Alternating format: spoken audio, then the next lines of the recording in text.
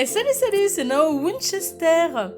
Alors aujourd'hui, on se retrouve pour parler du Seolal, une des fêtes traditionnelles les plus importantes en Corée du Sud, tout comme le Chuseo, fête des récoltes, qui d'ailleurs cette année aura lieu le 1er octobre. Alors vous allez me dire, mais c'est quoi le Seolal? Eh bien c'est tout simplement l'entrée dans le nouvel an lunaire. Il n'y a pas de date précise pour le célébrer, mais elle se situe toujours entre le 21 janvier et le 20 février. Cette année, ce sera le 25 janvier. Alors pour la petite anecdote, c'est le petit point historique qui sera très très court. Sachez que cette fête interdite sous l'occupation japonaise en Corée s'est malgré tout poursuivie. Voilà, c'était pour le petit pan historique. Alors à cette occasion, les familles se réunissent autour de coutumes et différents rituels afin de rendre hommage à leurs ancêtres.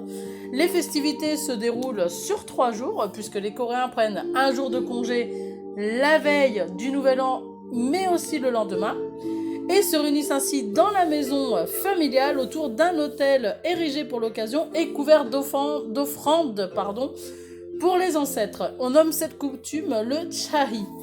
Alors une fois prêts, les hommes s'inclinent afin de saluer leurs ancêtres, puis s'ensuit la dégustation des plats traditionnels en famille, avec entre autres l'incontournable teogu, soupe de gâteau de riz. Elle est dégustée le matin du Seolal et symbolise la piété, la dignité et la nouvelle année.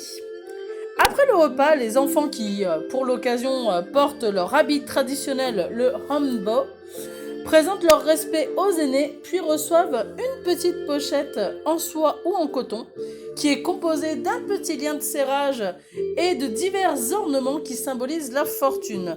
On appelle cette pochette la bokchumenoi. Je m'excuse par avance pour la prononciation, bien évidemment, de ces quelques mots coréens. Alors bien évidemment, après, les familles se livrent à différents jeux traditionnels, vous vous en doutez bien. Il y a beaucoup de divertissements et d'activités. Alors entre autres, parmi les jeux traditionnels, on peut retrouver le Godori. Alors qu'est-ce que le Godori?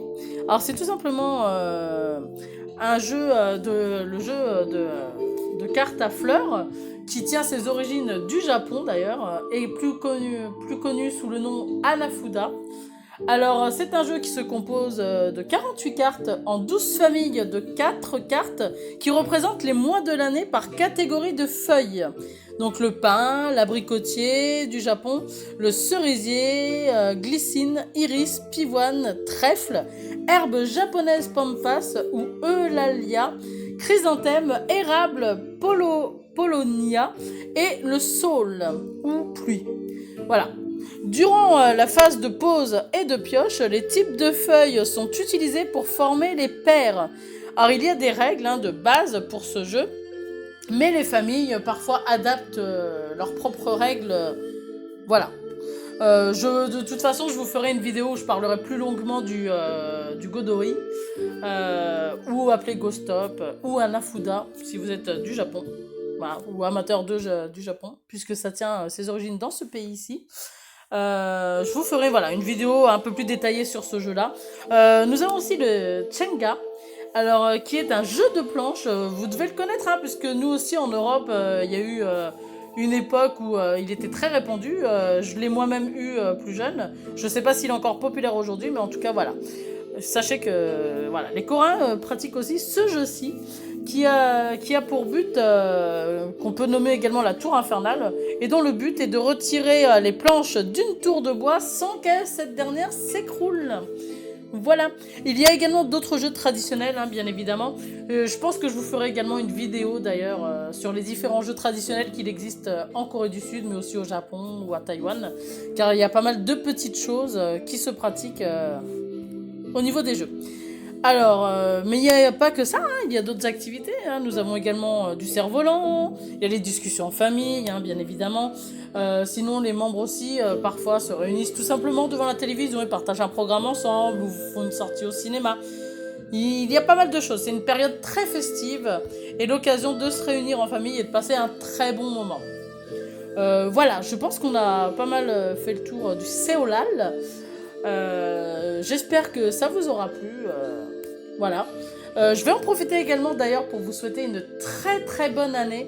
J'espère que vous avez passé de très belles fêtes de fin d'année auprès de vos proches, que ce soit avec vos proches ou avec vos amis ou en amoureux. J'espère que quoi qu'il en soit, vous avez passé de très bons moments, que vous en gardez de très bons souvenirs, qu'il y a eu un petit peu de magie quand même, car c'est important de savourer toute la magie de cette période-là.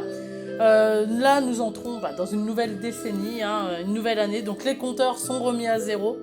Donc j'espère que vous passerez une très belle année. Pensez bien à vous surtout, à votre bien-être, à vous faire plaisir, à vous écouter. Prenez soin de vos proches aussi. On ne leur dit jamais trop combien on les aime. Passez de beaux moments, le meilleur pour 2020. Voilà, je pense que c'est ce qu'on peut souhaiter de mieux. Et la santé, bien évidemment, ce qui est très important, même primordial. Alors quant à moi, eh bien, sur ces belles paroles, je vais vous laisser et vous souhaiter une très bonne fin de journée ou soirée, suivant quand vous regardez, écoutez cette vidéo. Et je vous dis à très bientôt, prenez soin de vous surtout, et n'oubliez pas de ne jamais laisser personne définir qui vous êtes.